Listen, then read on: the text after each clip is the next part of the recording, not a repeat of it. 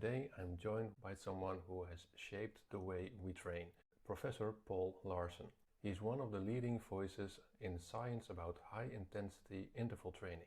He's co-author of HIIT Science and has published hundreds of peer-reviewed papers. And he spent decades bridging the gap between the laboratory and practice. His research helped us all to become better endurance runners.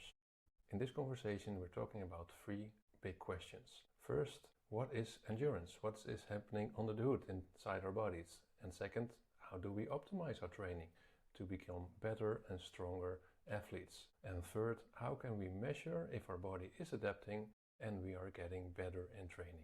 I hope you enjoy my chat with Paul Laursen. Professor Paul Laursen, welcome to the Aerobic Edge podcast. Hey, thanks for having me there, host. It's good to be here. Great. Really looking forward to our conversation about endurance. But before we dive in, maybe you could tell a little bit about who you are and how you became active in the endurance world.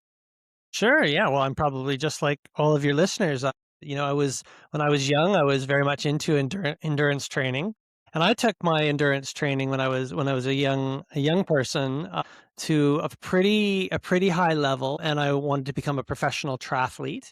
And then when that didn't pan out, I said, "Oh, I wonder why it didn't work for me." So I went to science, and that took me down a whole academic journey. Ultimately, I'm coming at you from British Columbia, Canada, and I went to the University of British Columbia, and I did bachelor's and master's there before getting a scholarship to Australia, the University of Queensland in Australia, in 2000. I did my PhD there, and then I stayed down under for 20 years. 10 in Australia, working with the AIS and their academic Olympic programs. And then I got headhunted to the New Zealand program in 2009. And I did 2 Olympic cycles with them, leading at that point the physiology team across all the different targeted sports, which was fantastic, coupled with a joint position at the AUT University there as well. So it's always in this middle space, with looking at, the science and then the application, and then how I can help coaches and athletes better form better programs and make better decisions. And I guess the other important thing along the way is I'm pretty well known for HIIT training. And I also wrote the textbook when I came back here to British Columbia with my colleague, Martin Bichette from France. And then last but not least, we formed an application, like a technology called Athletica, which is ultimately harnessing the powers of artificial intelligence to apply those rules for training programs to help athletes better their process. So that's me in a nutshell. Yeah, that's a trip around the world almost. Yeah, it totally was. It totally has been. It continues to be, which is super fun. Oh, great to hear. But it also means that you're the perfect person to talk about what's happening inside our bodies when we run. Usually we just go for a run, we enjoy it, but we don't often think about what's actually happening with our muscles inside our body. If we understand that, then we can adapt our training maybe better and also watch for recovery better. If we know the system, we know how to adapt our training. So let's start at the very bottom, at the basics. When we move, run, walk, cycle, what is happening inside our muscles? What helps us propel forward? Sure. Yeah. So this is really, it's great. It's always good for me to review too, right? But it's ultimately, at the end of the day, this is movement is fundamental to us humans. And you can have little bits of it, or you can have lots of it right across the spectrum, right? So when you are moving, your mind engages an impulse to tell your muscles to make an action. And that action from the nervous system, called the neuromuscular system, because it's connected to the muscles, that creates a shortening of your muscle fibers, in fact, and then they draw on the bones in your body, and they shorten that lever, and then chemically, it's at the same time all the food that you ate before is converted from the chemical energy into that mechanical energy. So quite a lot going on there. That's just at the muscle. Yeah. And then you continue that process, like when you're running. Well, of course, we have to leverage a whole bunch of these different energy systems to Mhm. uh, to take part in that energetic process to feed that chemical energy. And of course, that's the aerobic energy system is the predominant one that we use in our bodies. And the fuels that your listeners will know that you burn are mostly carbohydrates and fatty acids. Those are the two main combustible fuels that are happening in the body. And of course, under what we call aerobic conditions, we breathe in oxygen. That oxygen goes in through the lungs to the bloodstream, and the heart has to pump that blood around the body to get to those muscles to replenish that, or to provide the oxygen ultimately that is going to be the last step in the chemical process. And if we want to get right into the nitty gritty of the muscles themselves, they've got these organelles, these little processes called, or these little spheres called mitochondria, and they are we call them the powerhouses of the cell, and they're there to provide that energy aerobically, where they're burning fat and carbohydrates mostly. And that's going to be the energy that's going to be propelling us forward. The reason why you monitor your heart rate is because the I guess the rate of the heart beating is very related to how hard you're working, and then how much oxygen is getting to those muscles to do that work. And then there's of course another process we've in the past called it the anaerobic system, and that, keeping it really simple, that's used when basically it's the burning of sugar, the carbohydrates, to produce lactic acid. And there's a little bit of a burn. And of course, I'm simplifying it. The purists on the call would be telling me well, it's not exactly that, but that's, the general gist is Yeah. that's how it works. And we can sort of associate that lactate with high levels of it with stress. And of course, the fitter that you get, the more of this training, this stress that you do, well, the next time you go and do it, the body does all these cool adaptation processes so that it's not as hard the next time. The heart rate's lower, the lactate's lower. This is why we monitor both of these things, right? When Yeah.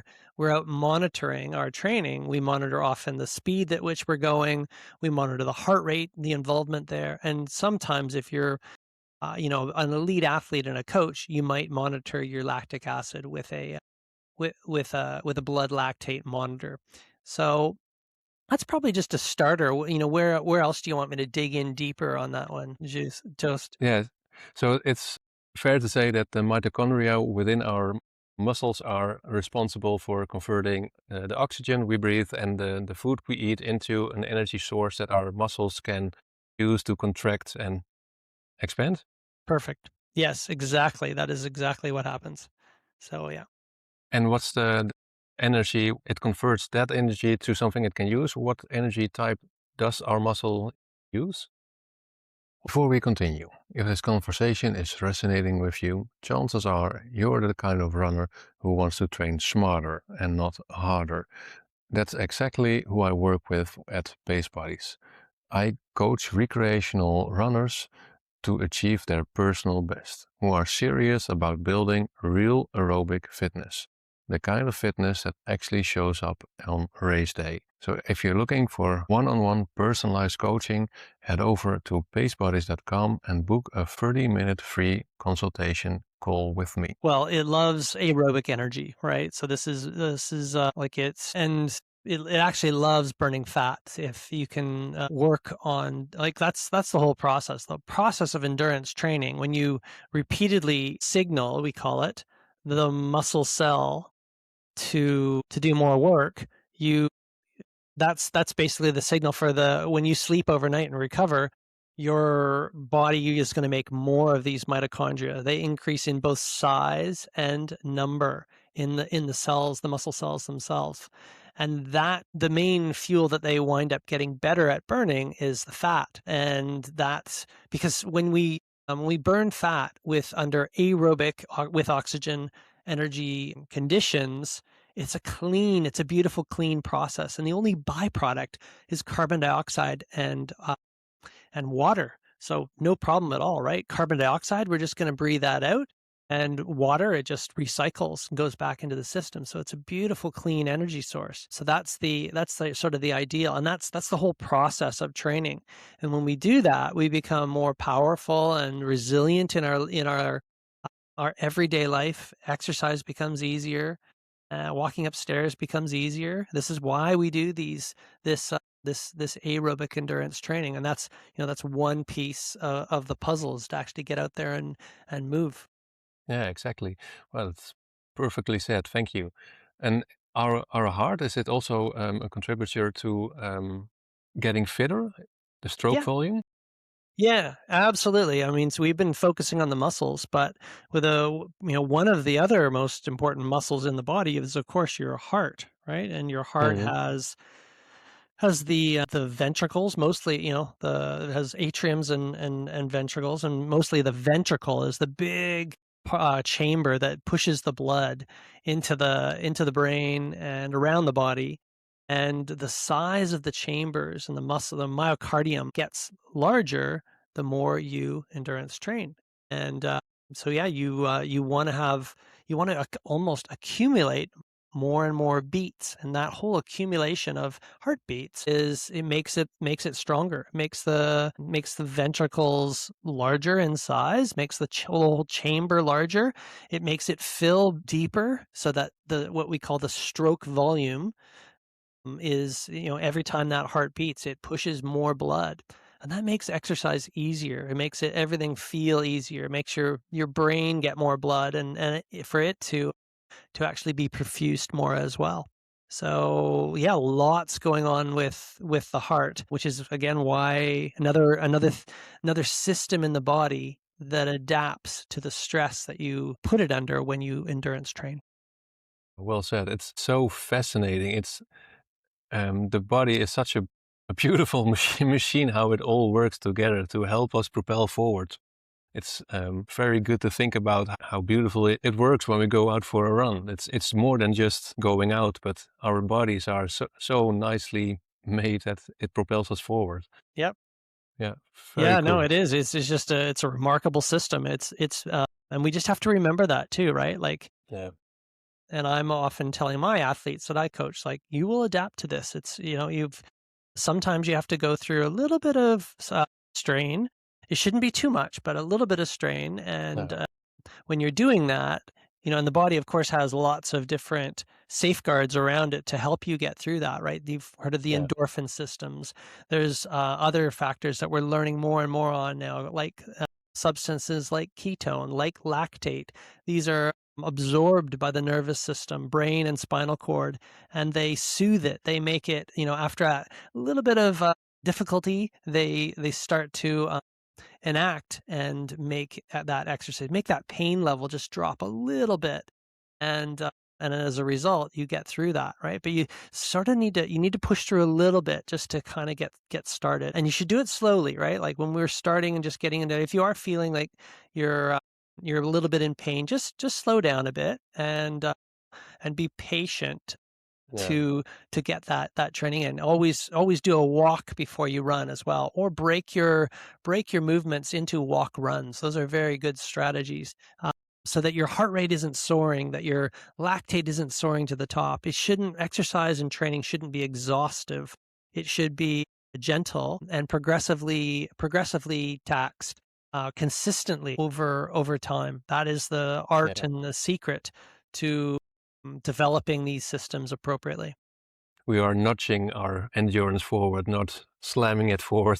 Yeah, no, and unfortunately, like especially in the North American culture where I'm from, we're very much, we have what we call a no pain, no gain Yeah, mentality, and that's we really try to, again, we wrote a textbook on high intensity interval training, and that's paragraph, introduction. One of the first things we say, it's not about no pain, no gain. HIIT training is very effective if done right. but you should never overtax yourself, because it's the number one way. If you do overtax yourself, it's the number one way to halt your progress, because you're so tired the next time and so sore that you can't do more work. And the number one rule that we know is the most successful strategy leading to outcome is training consistency. So that's what you want to think about. How can I train like this also tomorrow, or do some session again tomorrow? That's really what you should be thinking about. It's, the most important session is the next session. That's really the mentality that you need to think about when you're out there doing your work. Yeah, well said. It's also here, no pain, no gain. It's I think a mentality a lot of runners have. Sometimes we just love or like to go hard, so we have the feeling that we're doing something, we're training, but actually we're just doing too much, which doesn't help us. So we're doing, well, how do you say it? We're lagging behind in endurance by going too fast, too soon, and too often. Yeah, we are saying, we say you're not on the fastest path to Rome. You're on some path, but it's not. It might not be the most efficient path, especially if you injure and hurt yourself for whatever reason. And it's, again, we're all put my own hand up. I've learned this lesson the hard way myself, right? Like, so it's do as I say, not as I do. But I'm better now, right? But again, this is after 55 years of a little bit of wisdom starts to seek in there. But that is, again, this is why coaches can be so valuable, because they can help to manage and be your partner as you go through, to help guide you towards that. Yeah. But yeah, certainly doing too much high intensity is usually the biggest mistake that we all make as endurance athletes. Yeah, absolutely. I've been there too. For Yeah, sure. We all absolutely. have. Exactly. Yeah, Yeah. exactly. So we're talking now about adaptation and training. What is the best way to train our aerobic system? Yeah. So I think, this is probably open to scrutiny, but the science is becoming more and more clear that, and this is mostly through trial and error of the last century of, expert coaches with the scientists coming in and making observations and making tests. But in general, the best way to make gains is to start with an aerobic base, and it's really how I sort of started this whole chat out, where you need to start moving, and you need to do it gently, and you need to slowly build over that aerobic base. Because if you do the training wherever you're at, if you just do a little bit more the next time, a little bit more the next time, do it consistently, always walk away like you could have done a little bit more, that builds over time. The heart rate is lower because the stroke volume is higher.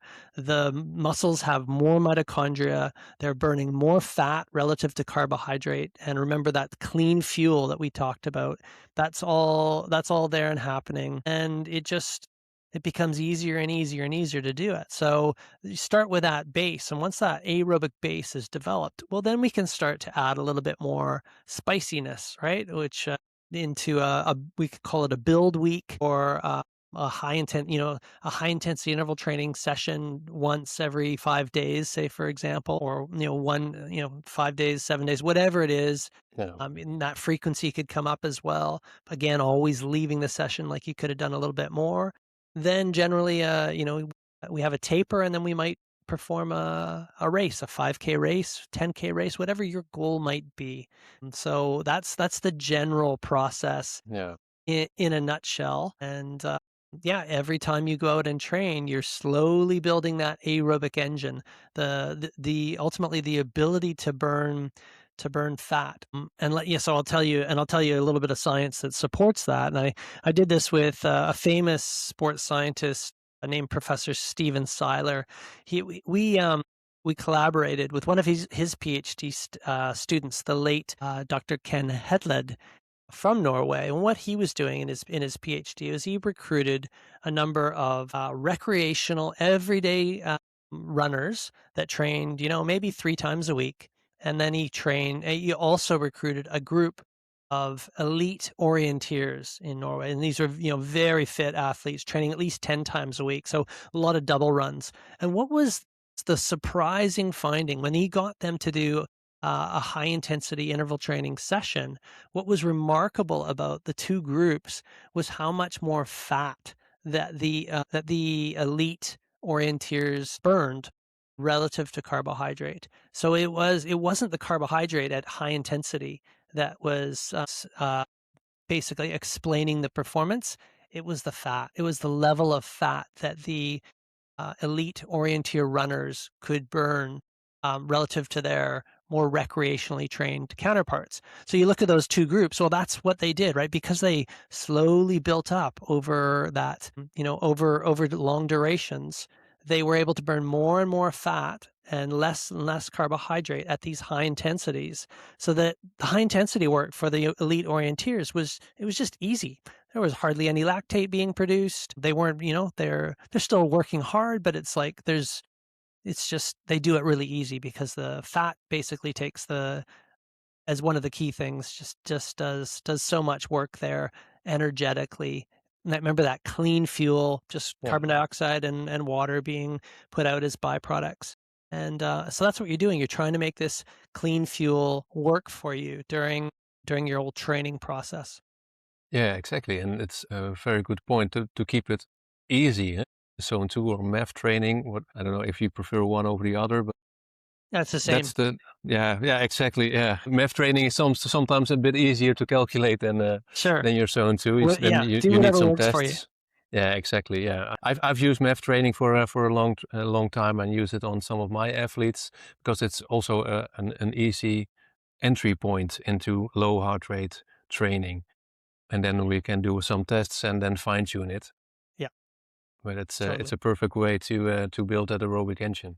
Yeah, it sure is. I mean, and again, kudos to my colleague Phil Maftone. We've done a lot of papers together and a lot of work together, and he's just a legend. And he's the one that pioneered and figured so much of this out for us. That it's and he really talks about.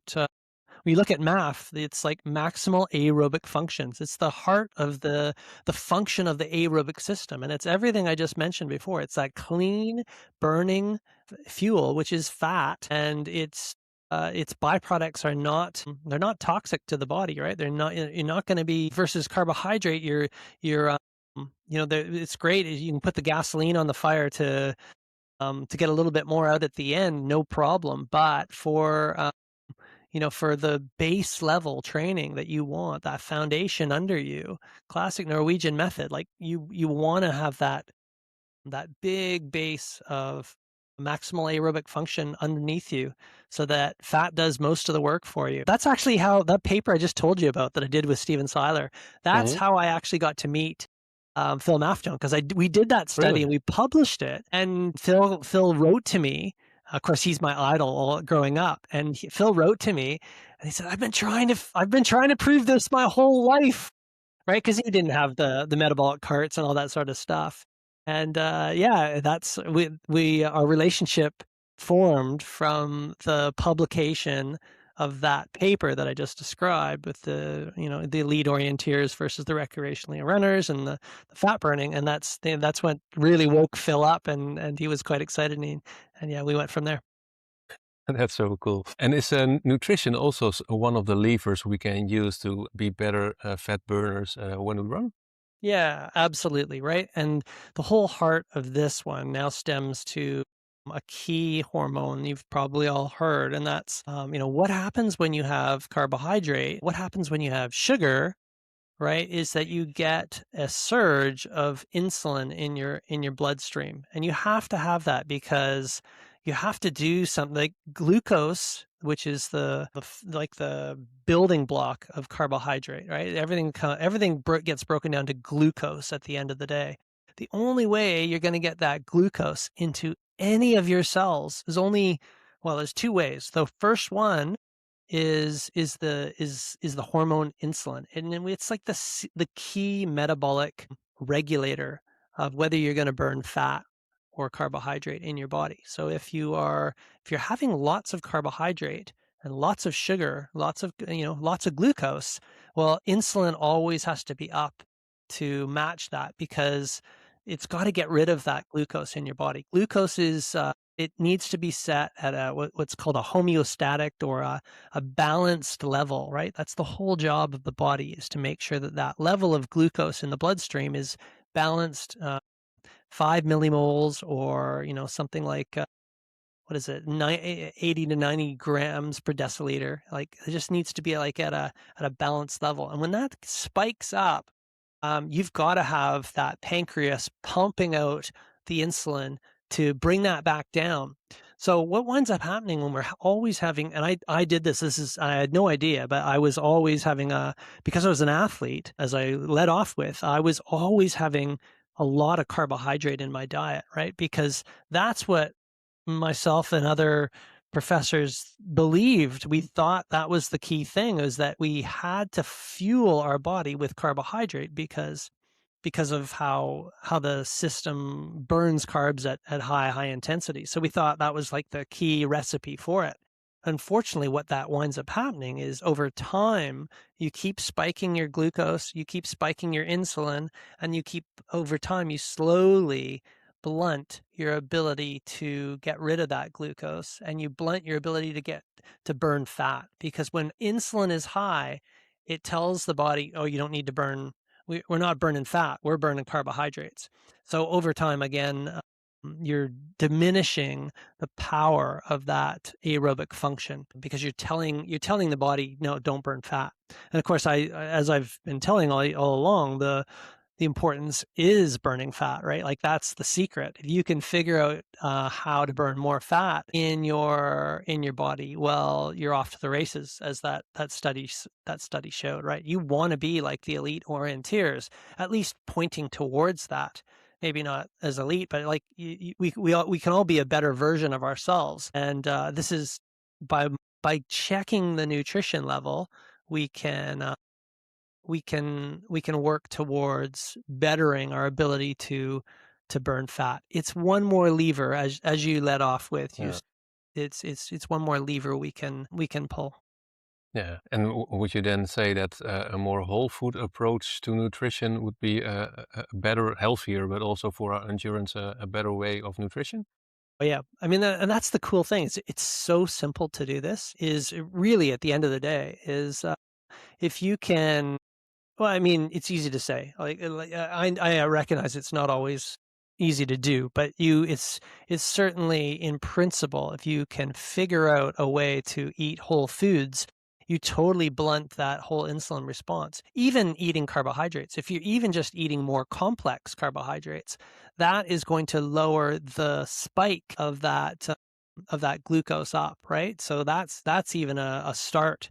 If you can just, even replace like sugar products or processed for an apple or an orange or banana, these sorts of things, they're not quite as surgy in terms of like the load of that carbohydrate on your system. But of course, if you can also have a fat or a protein with this, it completely blunts the insulin response, and that's really what you're after. So we just had a fantastic presentation here in Revelstoke to our teens, our a 12 to 18-year-old group. One of my PhD students, Julia Casadillo, from her strength, she's really all about trying to keep girls in sport. And one thing that winds up happening is they get the message that they have to be lighter, and they start restricting foods.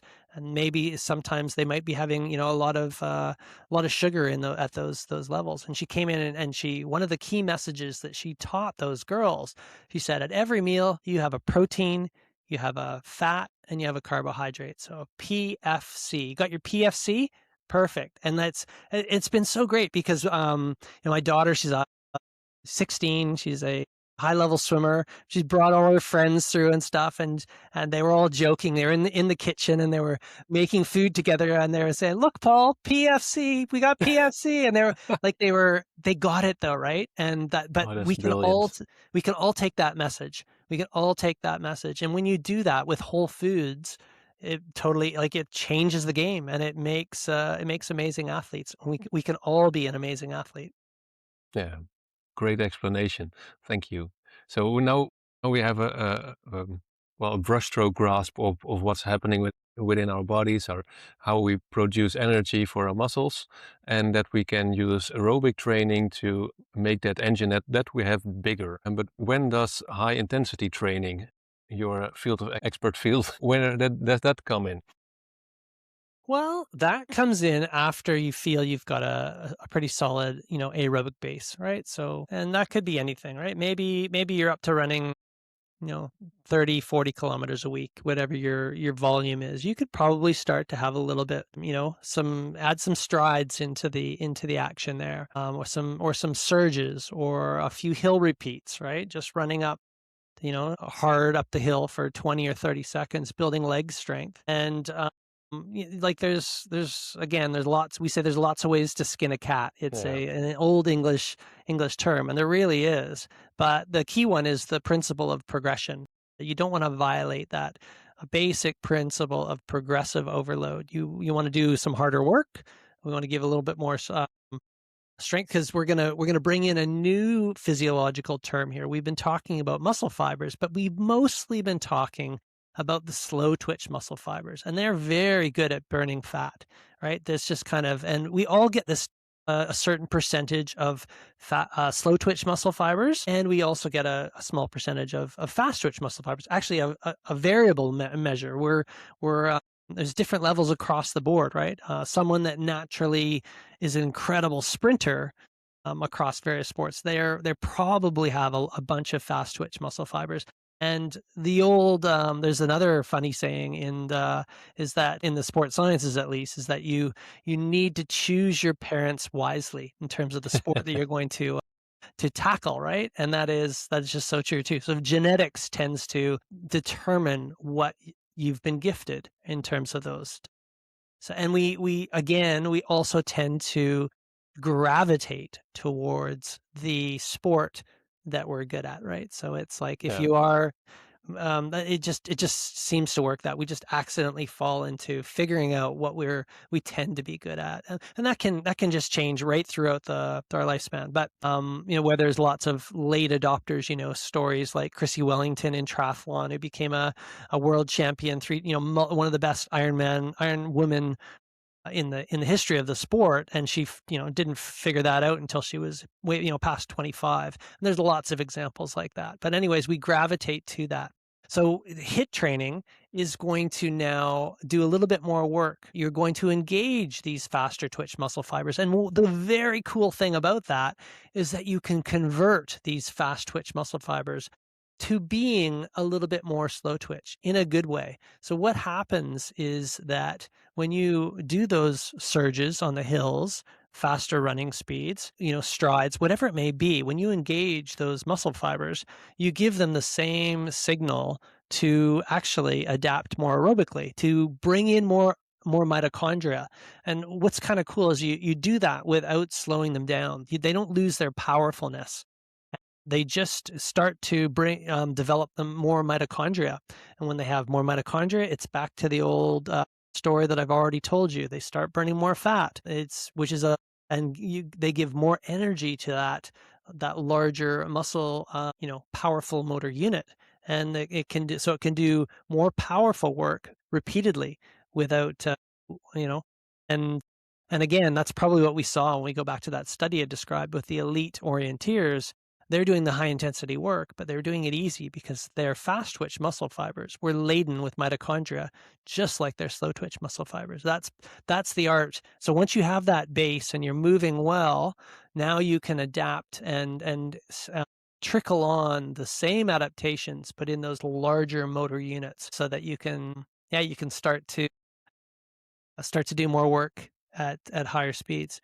And of course, there's a whole lot to HIIT training that we can go as deep as you want, but that's the general gist and the starting point for Yeah. the everyday runner. Exactly. Yeah, very well said. And is it then fair to say that the aerobic training is making our engine bigger, and the high intensity is making it more efficient?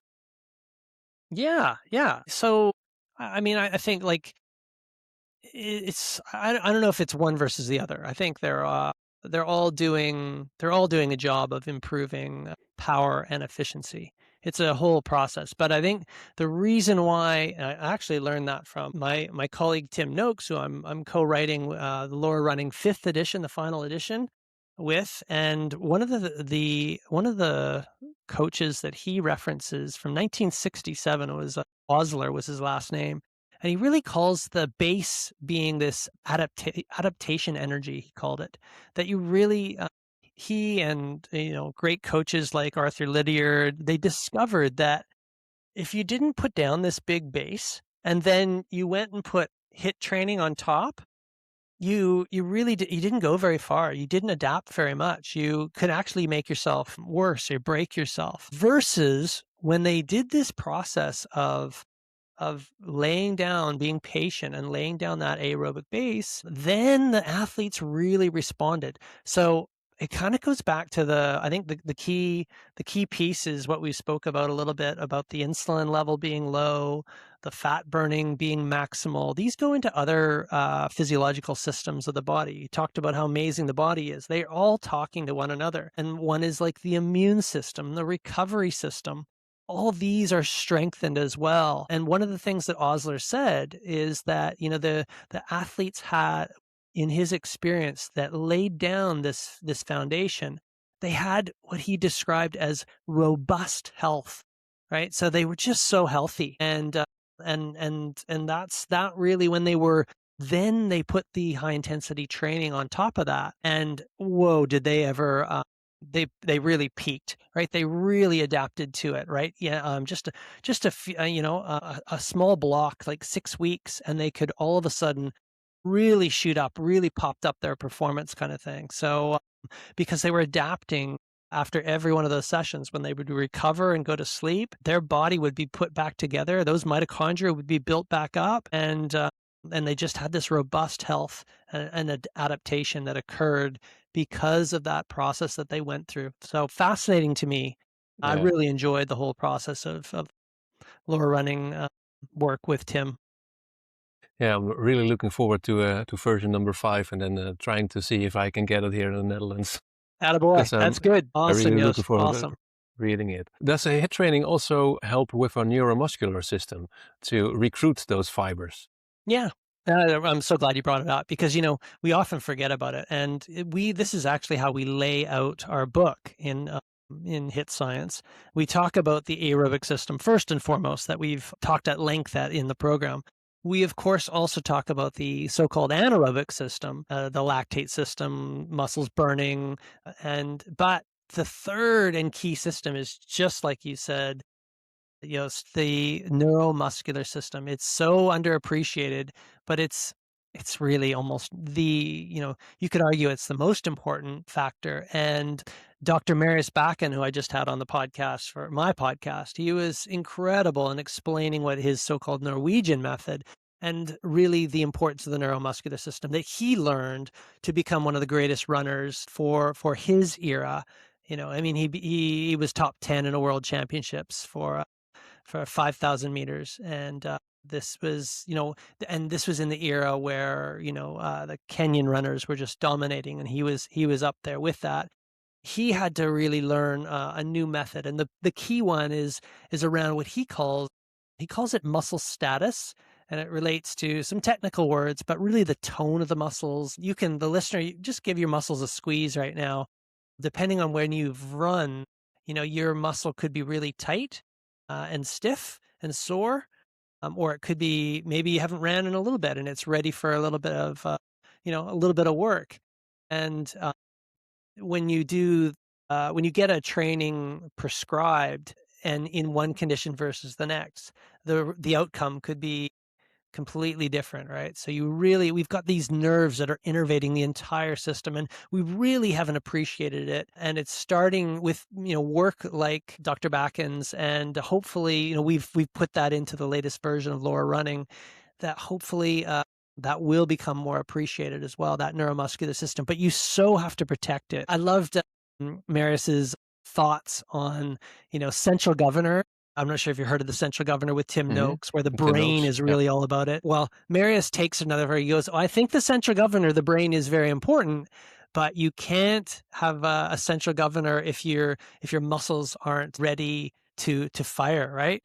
And it's Yeah. like that's really what he learned. Like they're gated ultimately, and they can't fire. You can try all you like with your central governor, but if your muscles aren't ready to go, you're not going to do any of the things. So he says you have to have both. They both have to be Yeah. good and ready to go. And I believe that too. Like when I reflect back on my work too, you got to have rested muscles or muscles with good tone, elasticity and stiffness, and then you got to have a mind that wants to push through that as well. But you kind of it's not one or the other. It's both.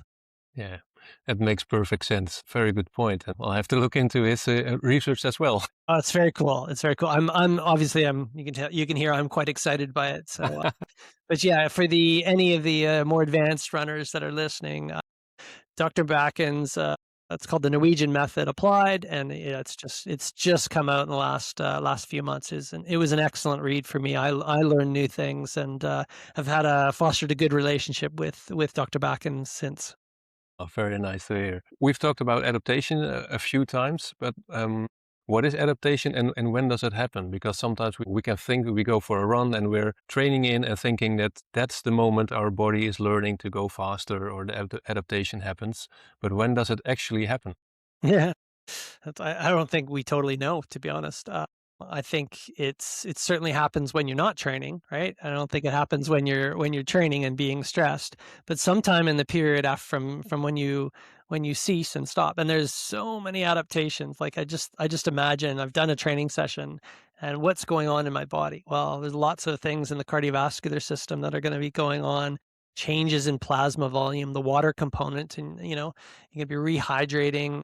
You're going to be refueling, and so back to the other macronutrient that we haven't spoken about, protein, which contains the amino acids. Well, those got to go in there, and they've got to adapt too. Certainly, a lot happens while you sleep, right? This is where we change from what a catabolic or breakdown state into an anabolic state, right? So anabolic means to build up. Think of anabolic steroids, right? Like that's the, Oh, yeah. that's the word. And yeah, like your whole system changes its hormonal profile so that you start to build back up based on all the food that you consumed at your dinner time or your meal time.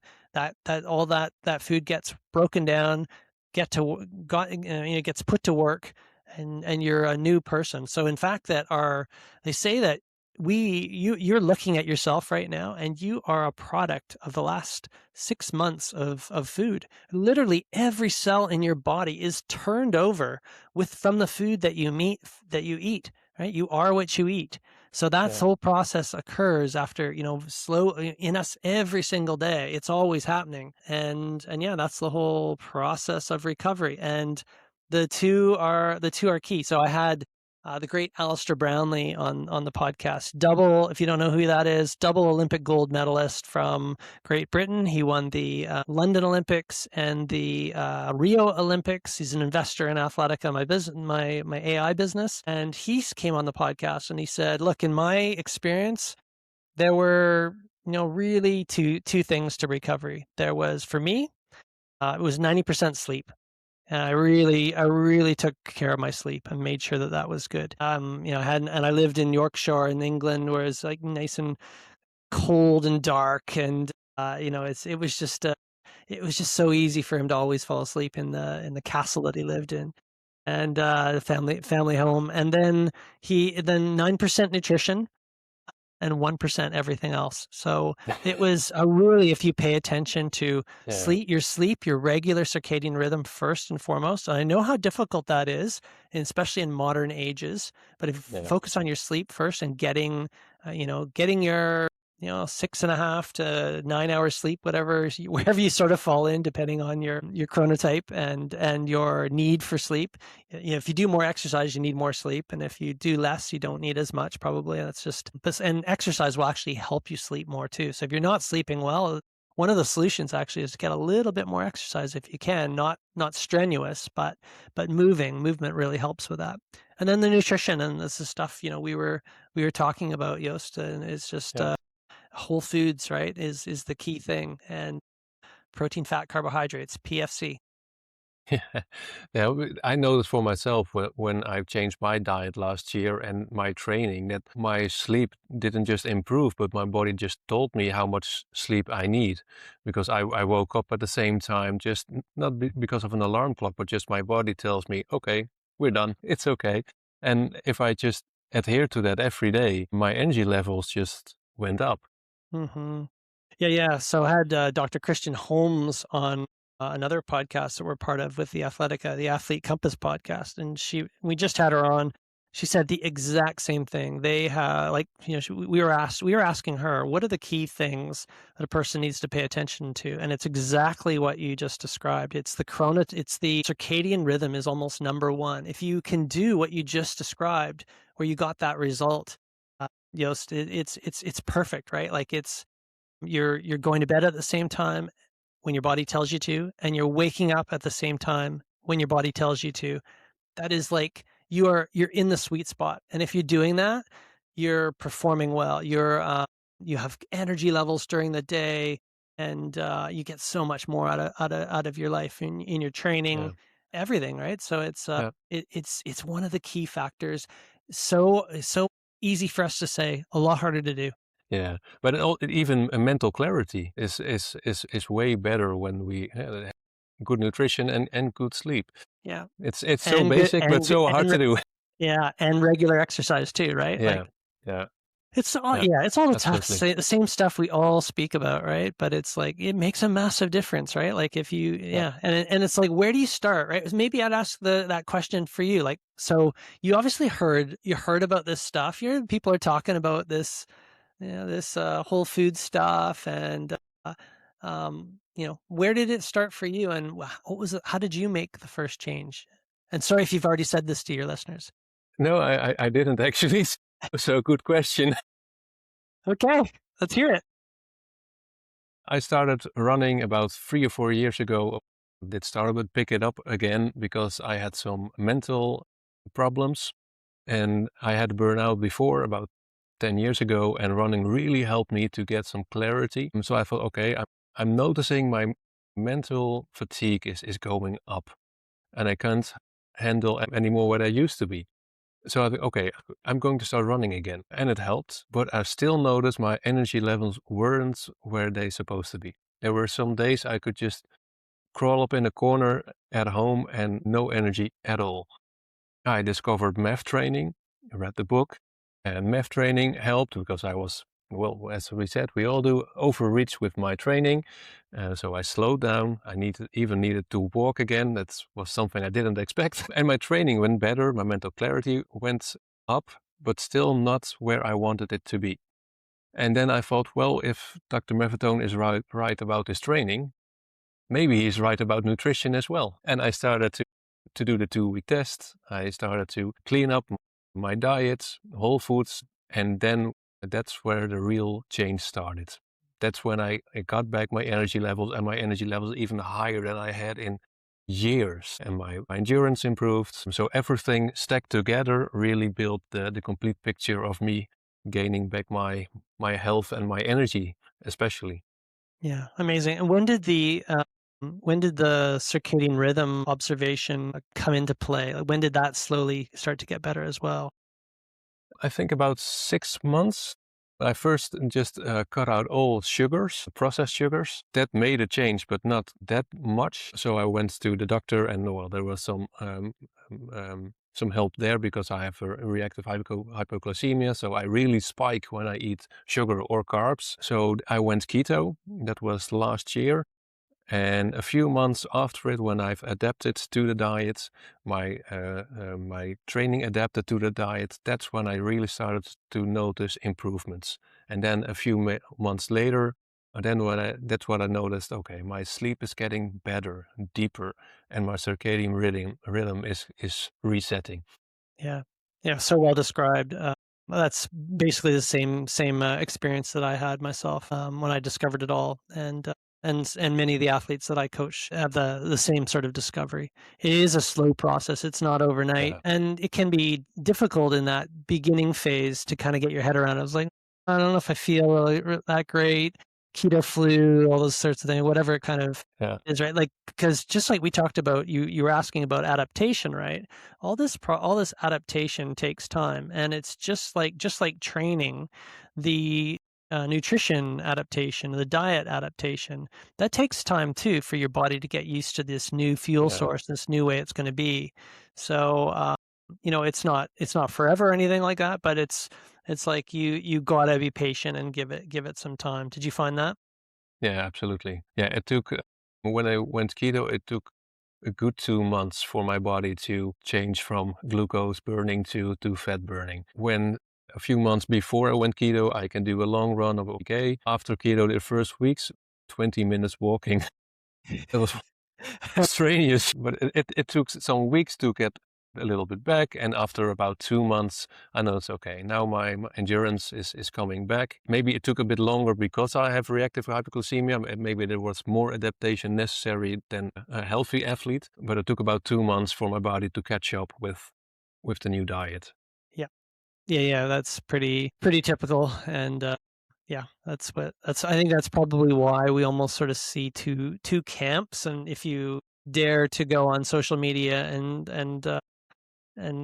follow different factions of the thinking around it. You sort of see two different people talking that doesn't work, but and then others that are just probably like you and me, like, oh, it's made all the difference, and Exactly. and yeah, so I think everyone has to probably figure out what works for them, no question. Yeah, But yeah, absolutely. we're certainly happy where we're at. Yeah, yeah, absolutely. I know I am. Yeah, yeah, same. One more question. We talked about adaptation and that we can notice in our circadian rhythms, in our energy levels and mental clarity that it's working. Are there any more data points where we can see that our bodies are adapting to the training we do?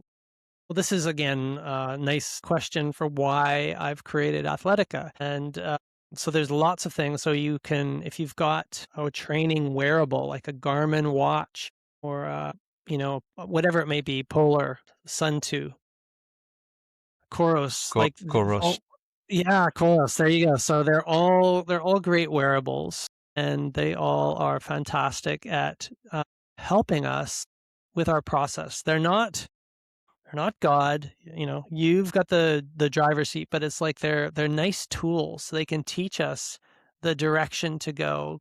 Because, and I got this from one of, I coached Andy Busher to a Ironman championship in Lanzarote, and he said this to me. He said, it's just like so many of us, we just, you don't know where to go, right? Sometimes. And these watches and the algorithms and other, coaches like yourself and others that are able to guide us is really important, right? So that's really what Athletica is. It's a technology that uses these principles. You plug in a race date with it's going to be a certain time away. We see where you're at with that wearable, and we provide a calendar like a coach, and we also have a coach version too. So we also believe that we need to have a coach alongside that journey too. So it's yeah, and it's like I mean, the biggest one also that comes to my mind, Joost, is an area I've loved being involved in with my PhD student, Dan Plews, is the area of heart rate variability. And a Yeah. lot of these watches will actually measure your sleep, heart rate, and heart rate variability as just if you wear them overnight. And that data comes in for us in Athletica, and we analyze it using our methods, and we tell you how you're doing in terms of your state.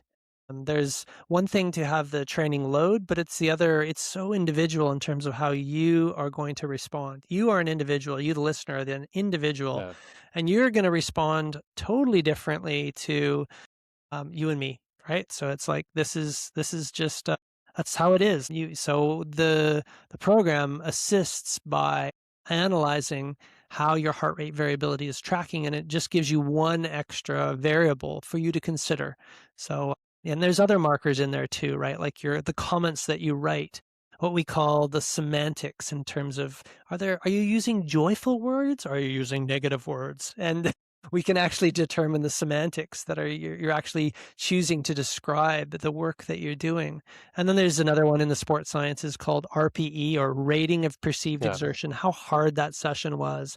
And we also had the feel. A session can be hard and feel terrible, and it can be hard and feel good. And they totally mean different things. So we have all those various different algorithms that are within to help make plans. And it's like what we're trying to always answer is, what's the best session to do right now? Because that's the question that athletes and coaches have always struggled with from the dawn of time. And it's just, what do I do now to better myself, improve my chances of performing well in whatever my goal is, or to be healthy, whatever that goal is. So those are, just a little bit of a plug for Athletica, which is built upon the backbone of the book, Science and Application of High Intensity Interval Training.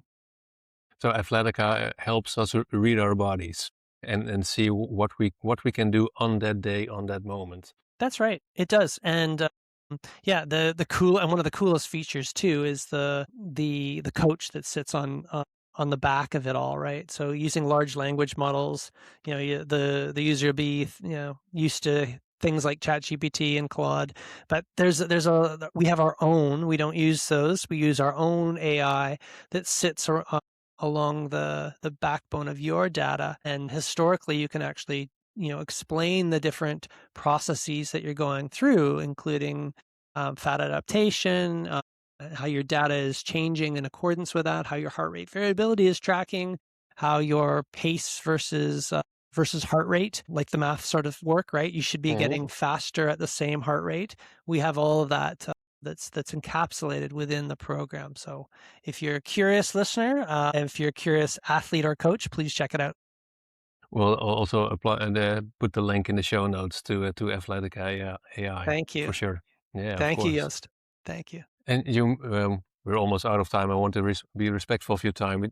You mentioned HRV, and we might all have seen it on our watch, on our phone, and maybe see a tank after a hard session. But what is HRV, and what is it telling us? Yeah, good point. We really should mention that. And it's HRV stands for heart rate variability. And what they discovered was that the variation in the beat to beat variation, like we intuitively think that our heart beats like a clock, tick tock, but it doesn't. It actually beats extremely variable, like tick tock, tick tock, tick. That's the natural way that it goes. And when it beats more variable, like the stuttered version, that's actually a good sign. That means it's more parasympathetic, rest and digest, the sleep and recovery phase that's happening in your body. Versus if you are stressed, if you're exercising, that's the sympathetic or the fight or flight system that's on. And we swing back and forth. And the more you have that, probably, back to your story, Joost, where you were adapting, and over time, if I was to guess, I would say your heart rate variability would have been climbing throughout that whole process. It's another marker that we would have, we tend to see. And so, it's basically getting insight into your body's central nervous system, right? And how the central nervous system is orchestrating, being the orchestra in your body to recover you. So we always swing up and down, but in general, we tend to be showing that adaptation process when our heart rate variability is higher, and when we are, when it's more variable over time. And that's just one marker of a number that we can also use to check on adaptation and how you're going in a program.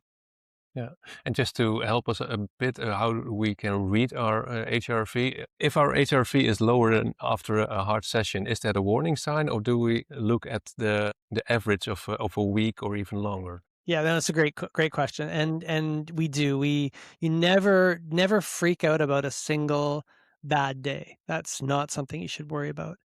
But what you should be looking at are these running averages ultimately. So we have both a 60-day, in Athletica, we use a 60-day normal value, and we look at a 7-day running average. So when your 7-day running average drops above or falls above your baseline or your normal value, it's usually a good sign. It usually means you're adapting. And then versus when it falls below the normal value, the 7-day runs below the value.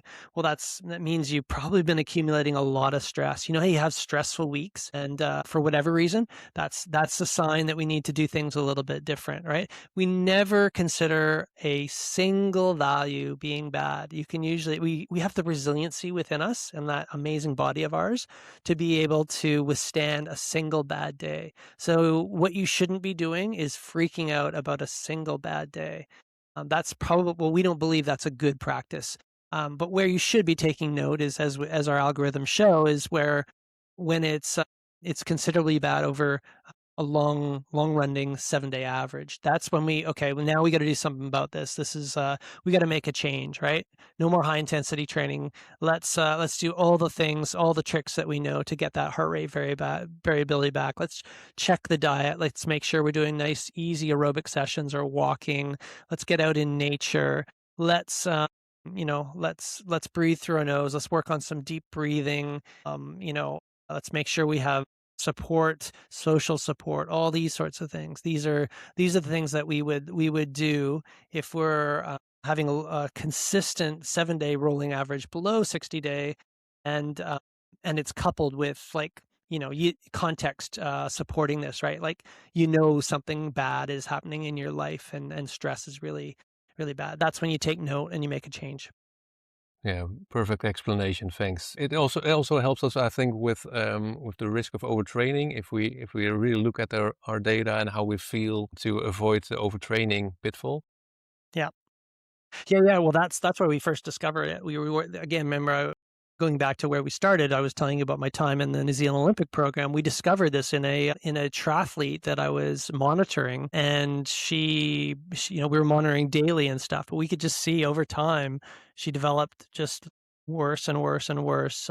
HRV coupled with all of her symptoms, developed shingles, clinical diagnoses, and performed terrible in the race. So it was really our first wake up call to how we can use this as a practical tool. So yeah, that was, and so we can all now take advantage of those analyses.